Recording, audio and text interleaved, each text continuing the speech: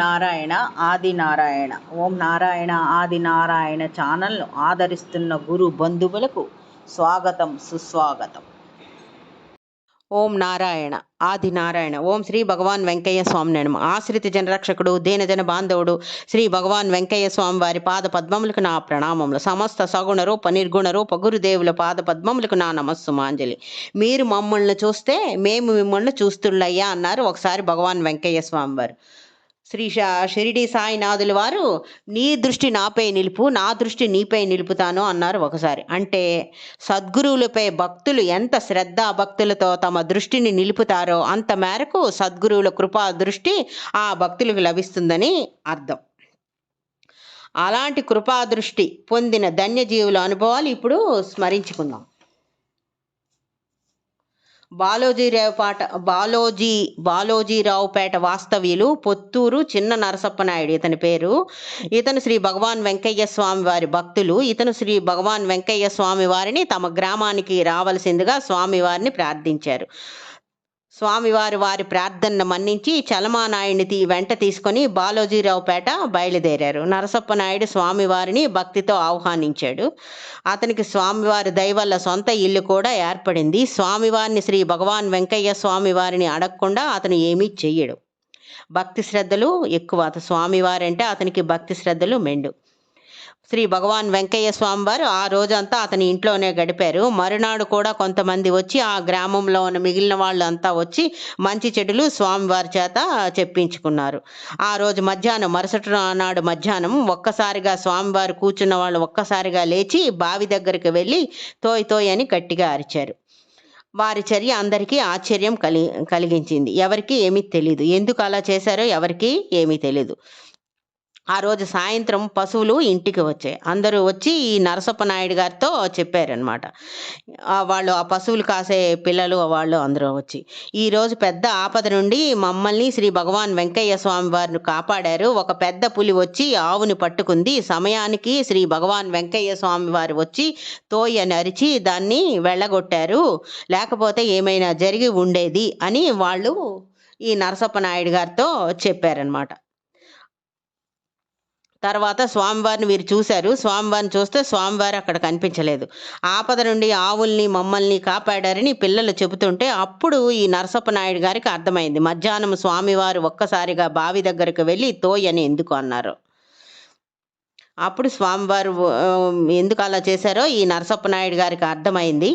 ఆనందంతో మనసంతా నిండిపోయింది. ఇలా ఈ పశువుల ఏడల మనుషులన్న పశువులన్న వారికి నిరంతరము వారి యందు నిరంతరమైన కరుణ చూపించి కాపాడుతున్న ఆ కరుణామయునికి మన హృదయపూర్వక ప్రణామములు. ఇంకొక లీల ఇది. కుల్లూరు రాజపాలెంలో ఇతని కుల్లూరు రాజపాలెం ఇంకొక లీలది. కుల్లూరు రాజపాలెం ఇతని పేరు ముక్కు తిరుపాలయ్య. ఇతని ఇంటిలో జరిగిన సంఘటన ఇది. స్వామివారి అవతార మహిమను చాటి చెప్పే లీల ఇది. ఈ తిరుపాలయ్యకు ఆరోగ్యం బాగులేదు. కటిక దరిద్రం కూడా. తిండికి కూడా జరగడం కష్టంగా ఉంది వారికి.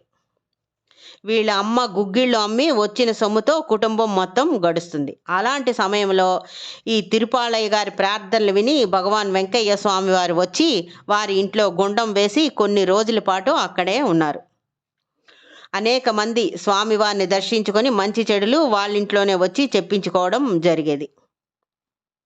ఒకరోజు ఈ తిరుపాలయ్య తల్లిగారు స్వామివారి కోసం 5 సంకట ముద్దలు చేసి ఒక పాత్రలో సిద్ధంగా ఉంచింది.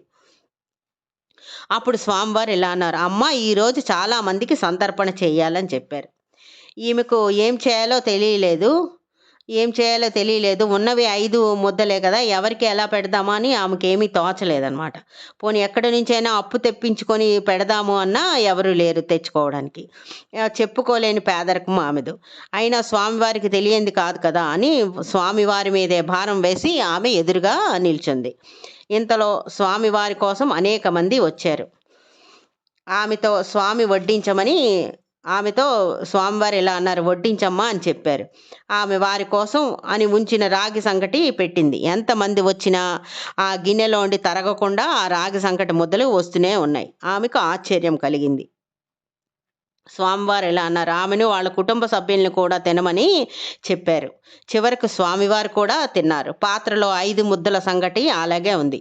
ఒక మామూలు గిన్నె అది అక్షయ పాత్ర అయింది. ఇది త్రేతాయుగంలో శ్రీ భరద్వాజ మహర్షి భరతుని సైన్యానికి ఇచ్చిన విందు. శ్రీగురుడు భాస్కర్ శర్మ చేత చేయించిన విందు ఇది. అప్పటి నుంచి ఆ విందు తర్వాత స్వామివారు చేయించిన ఈ విందు తర్వాత ఆ ఇంటిలో కరువు పరిస్థితులు లేవు. ఆదాయం బాగా పెరిగింది. ఆహారం కూడా పుష్కలంగా లభించింది. సుఖ సంతోషాలతో వాళ్ళు జీవించారు. అతని ఆరోగ్యం కూడా పూర్తిగా కుదుటపడింది. వారికున్న అన్ని సమస్యలు పరిష్కరించబడ్డాయి. అంటే స్వామి వారి ఎడల ప్రగాఢ విశ్వాసం ఉన్న భక్తుల కోసం వారే స్వయంగా వచ్చి ఆయా భక్తుల కర్మలను తీసివేసి వారిని ఉద్ధరిస్తారు అని చెప్పడానికి ఈ లీల ఒక సజీవ సాక్ష్యం. ఓం నారాయణ ఆది నారాయణ.